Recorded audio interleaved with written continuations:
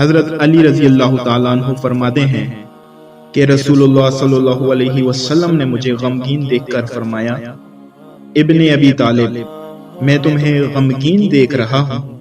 میں نے کہا جی ہاں۔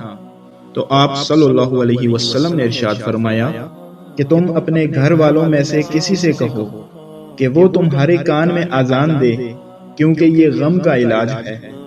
حضرت علی رضی اللہ تعالیٰ عنہ فرماتے ہیں کہ میں نے یہ عمل کیا تو میرا غم دور ہو گیا۔ جو شخص کسی رنج و غم میں مبتلا ہو، اس کے کان میں اذان دینے سے اس کا رنج و غم دور ہو جاتا ہے۔ اسی طرح اس حدیث کے تمام راویوں نے اس کو آزما کر دیکھا تو سب نے اس کو مجرب پایا۔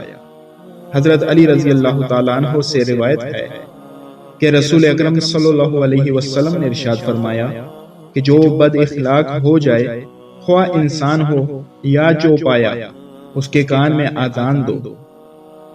جس کی عادت خراب ہو جائے، خواہ انسان ہو یا جانور، اس کے کان میں بھی اذان دی جائے۔